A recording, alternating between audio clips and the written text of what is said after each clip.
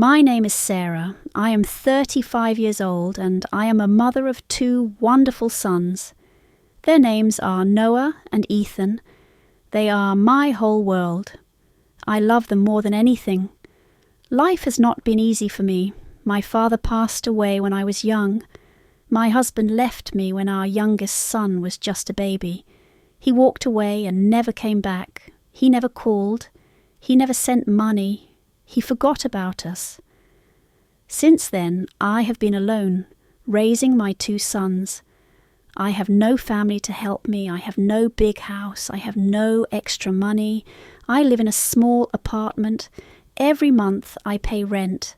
Every month I worry. I do not have a good job. I do not have a college degree. I do not have many choices. But I am strong. I never give up.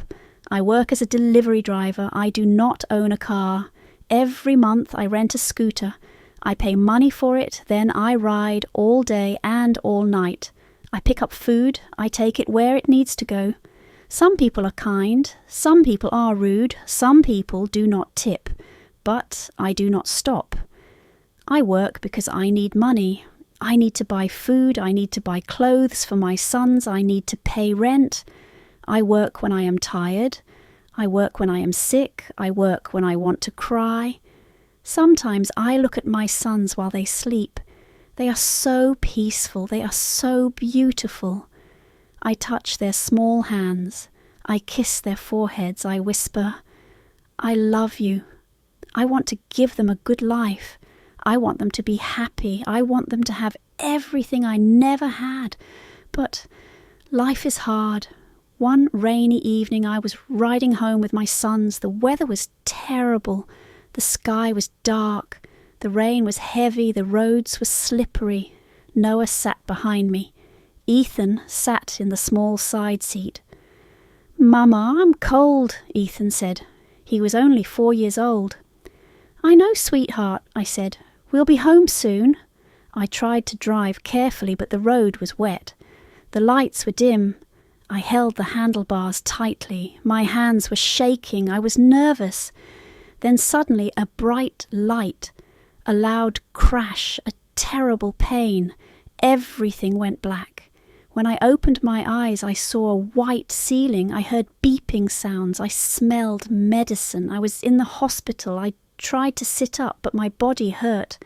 My head was heavy. My arms were weak. Then I remembered the accident. My sons! Where were they? I tried to speak. Noah? Ethan? My voice was dry, my throat hurt.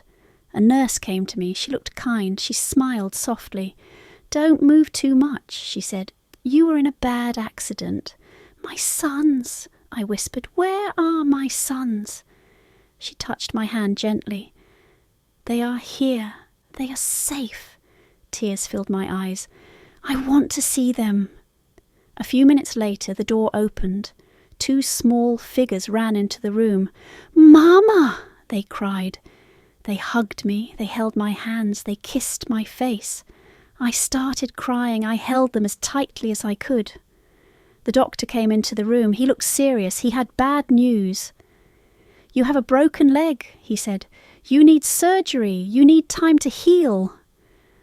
I felt panic. "But I have to work. I have to pay rent. I have to feed my sons." The doctor looked sad. "You need to rest," he said. Then I remembered something worse. The scooter, the rented scooter. Now it was destroyed. And the worst part, I had hit a very expensive car.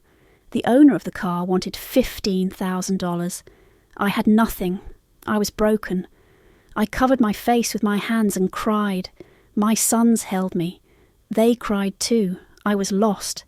I had no hope. The next day, something unexpected happened.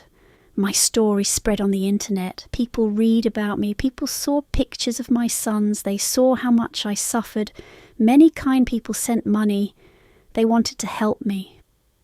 Then one day, I got a phone call. A deep voice spoke. "I heard your story," he said. "I want to help you." I was afraid. "Who are you?" "You will see soon," he said. 2 days later, a group of people came to the hospital. They brought flowers, they brought warm clothes for my sons. Then a young man walked in. He had kind eyes. He looked at me and smiled. He sat next to me.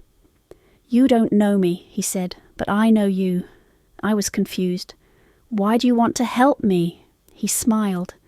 "Because I can," I started crying. "I don't know what to say," he touched my hand. "You don't have to say anything." A few days later, something unbelievable happened. The young man and his team paid for my hospital bills. I didn't have to worry anymore, but that was not all. One day they took me and my sons to a new place. It was a house, a big, beautiful house. "This is for you," they said. I stared at them. I couldn't speak. I couldn't breathe. "For me," I whispered. "Yes," they said. "You don't have to pay rent anymore. This is your home." I fell to my knees. I cried and cried. My sons cried too. They hugged me. "Is this real?" I asked. "Yes," they said. "This is real." I held my sons and whispered, "We have a home." One day, the young man asked me, "What is your biggest dream?"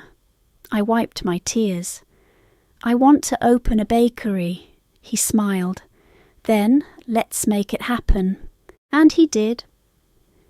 A few months later, I opened my own bakery. It had fresh bread, warm pastries, and happy customers. I was no longer a struggling delivery driver. I was no longer a poor mother. I was a businesswoman. I was strong. I was happy. I will never forget that young man. He changed my life. He taught me something important. There are kind people in this world. There are people who want to help, and sometimes miracles are real. I started with nothing. Now I have everything, a home, a job, and most importantly, a happy family. Thank you, my dear subscriber, for being here with me.